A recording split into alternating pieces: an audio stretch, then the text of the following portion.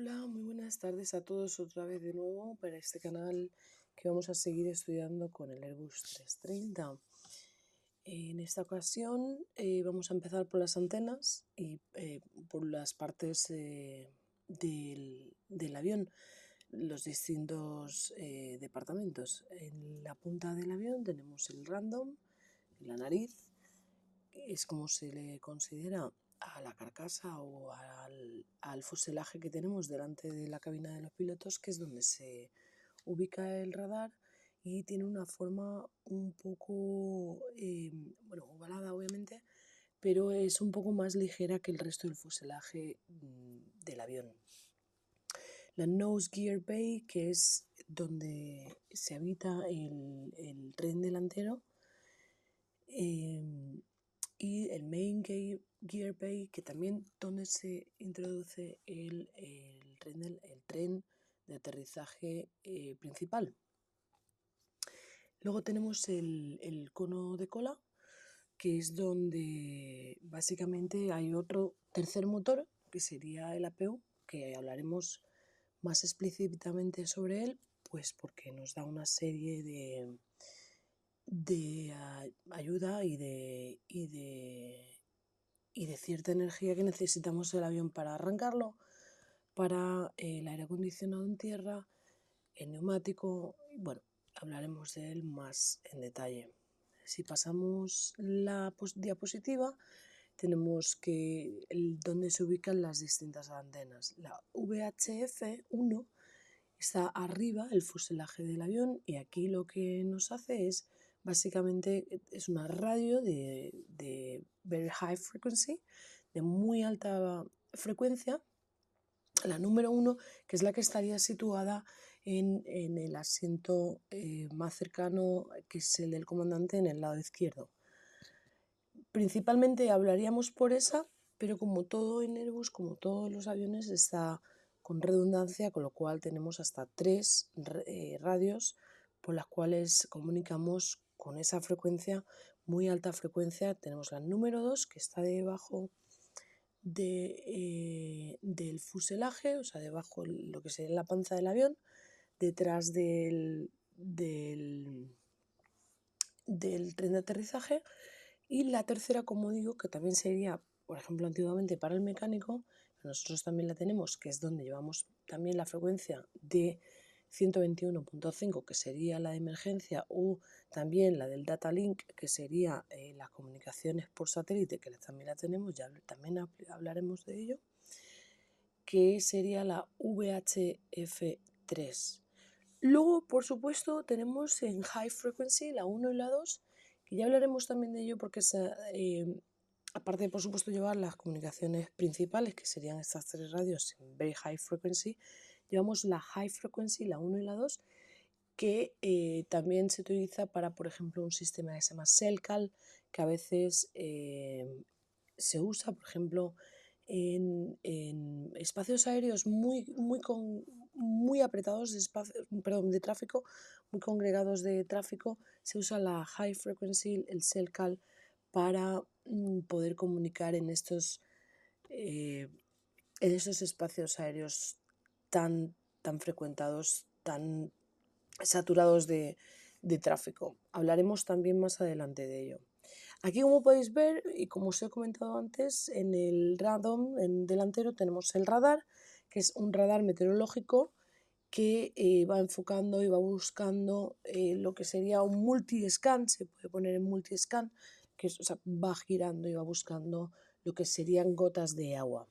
Va buscando gotas de agua y hace una especie de rebote. El radar, ya os explicaré cómo funciona el radar, está como basado en lo que hacen los delfines cuando están en el mar, que hacen que mandan una onda, y cuando rebota contra lo que sea, contra la figura o la forma que sea dentro del agua, pues indica que hay otro animal o otra pared o lo que sea.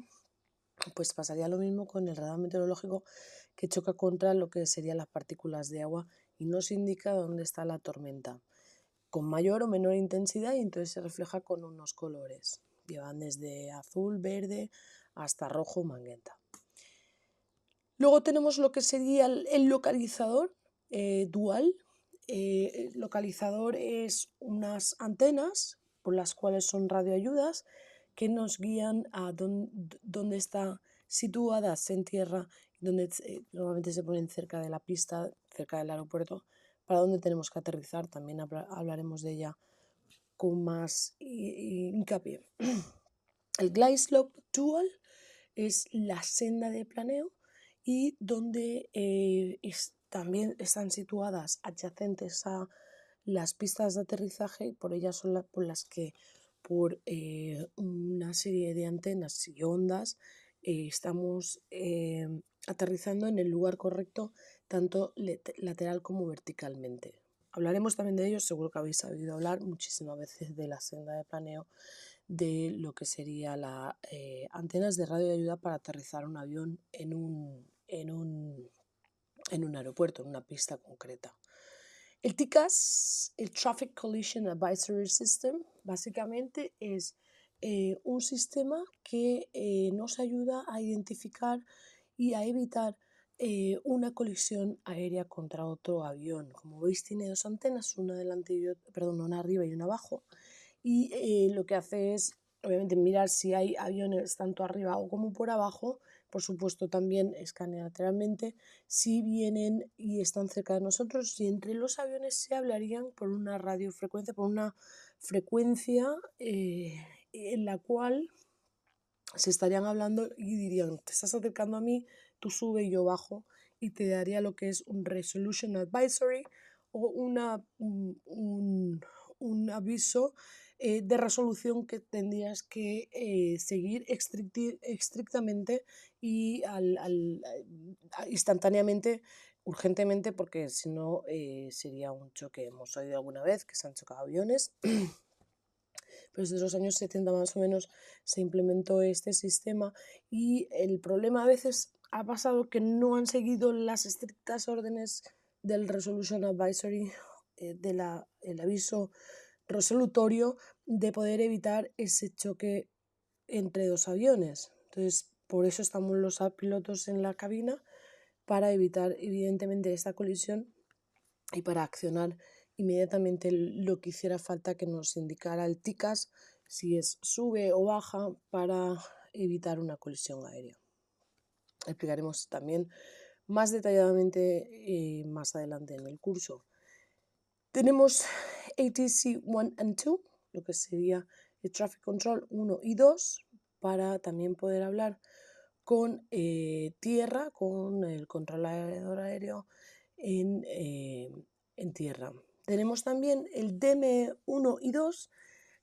Como seguimos hablando, tenemos muchísima redundancia, tenemos muchos sistemas en los cuales, para no perdernos, por ejemplo, en el aire, tenemos lo que se llama el Distant Measure Equipment, que es una distancia, es una radio también, donde nos ayuda a qué distancia estamos de un DME que está situado en tierra, normalmente cerca de un BOR, lo que sería Very High Frequency Omnidirectional Radio, que es por la que antes se aterrizaban los aviones, antes de que estuviera la senda de planeo, que es el Glide Slope, el localizador.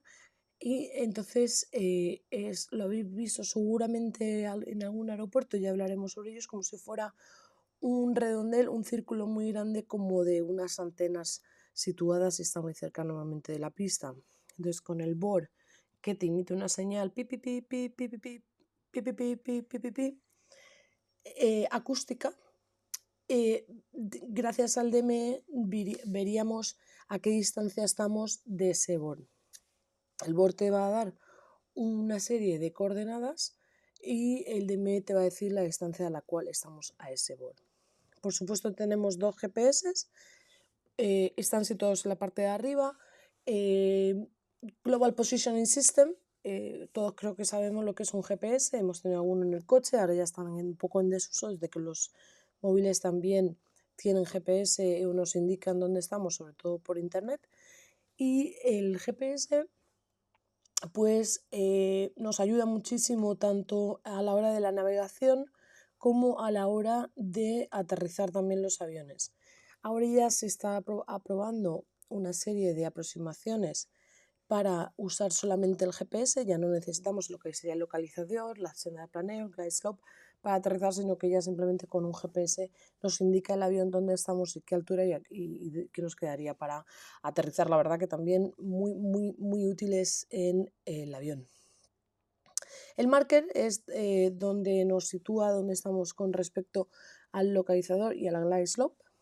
Y el ADF también es dos radios un poco más antiguas, necesitan lo que sería de una radio en tierra para poder identificar dónde estamos. Es la que menos se usa porque es como la más antigua, pero por la cual también podríamos saber dónde estamos y a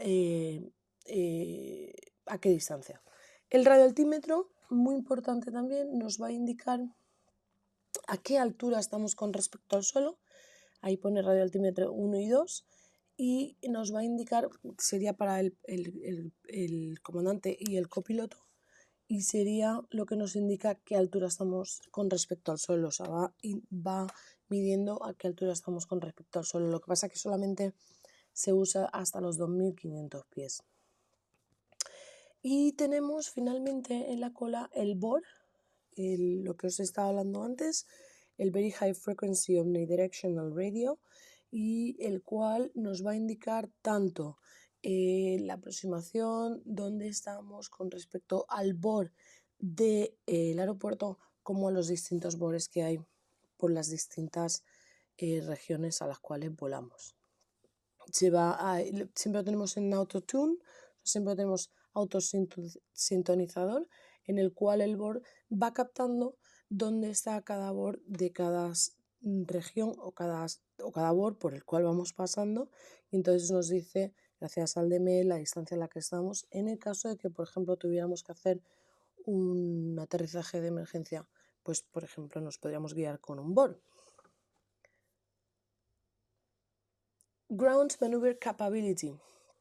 Bueno, esto sería la distancia que necesitamos para poder movernos en tierra desde 44 metros para el 330-200, y para el 330-300 necesitaríamos una anchura de 47 metros. Luego también aquí hablamos que para hacer un giro de 180, pues sin tener que frenar, este sería el radio en el cual nos deberíamos de mover mínimamente para poder hacer un 180 sin tener obviamente que frenar o sin ninguna ayuda externa. Basado obviamente en el Maximum Steering Limit de 72 grados, es decir, no podemos girar más de 72 grados, lo que sería la rueda del tren delantero, que tenemos una rueda en la cual podemos taxiar en tierra.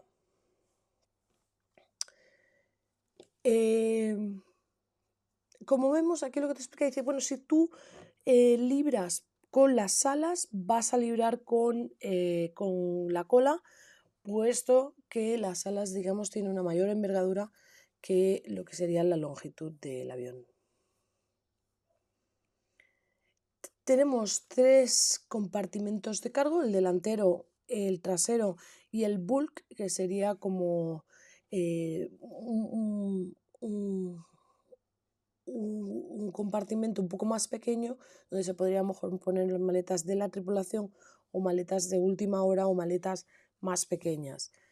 Miraremos también dónde se podría poner los animales vivos, porque sabéis que a veces cuando el animal es muy grande no se sube a cabina, cuando se pesa más de 8 kilos normalmente, sino que se baja en bodega y el animal viaja en una bodega obviamente presurizada con aire acondicionado.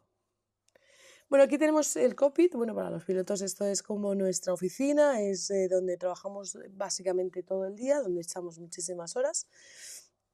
Aquí dice de cockpit de 330, two-man glass cockpit, bueno, pues dos hombres en cristal de cockpit, y es el más avanzado de cualquier aerolínea civil. Obviamente ya sabéis que ha salido el 350 y es más avanzado todavía que este, tiene unas pantallitas que ya os enseñaré, en las cuales no tenemos que tener el iPad porque nosotros navegamos con el iPad para las distintas cartas de navegación. ahora el 350 las lleva incorporadas directamente en el windshield, que se llama, o lo que sea, en el panel frontal, debajo del windshield, donde están las pantallas, en el panel frontal, ahí estaría también la tercera pantalla, digámoslo así, donde va, o bueno, la segunda pantalla, pero es que es más grande, donde va las cartas de navegación. Bueno, los asientos de los pilotos obviamente es un poquito más cómodo que los de pasajeros, lo cual evidentemente tiene toda la lógica, pues porque pasamos muchísimas horas. Sí que es cierto que no va a ser una de business, que también se hace cama y tal, pero bueno, sí que se reclinan bastante, es automática y se mueve con 3 botones que os explicaré más adelante. El overhead panel es el que está arriba y en el cual pues tenemos muchísimos sistemas que iremos desarrollando poco a poco porque hay bastante. Bueno, aquí en Airbus lo que hacen es que siempre se hace una filosofía de dark cockpit, o sea, lo que sería todas las luces apagadas, y entonces cuando llegamos y hacemos lo que sería la pre-flight, el prevuelo, para preparar el vuelo, apagaríamos, digamos, todas las luces que estuvieran encendidas, no que estuvieran encendidas sino porque se ponen en off cuando están apagadas.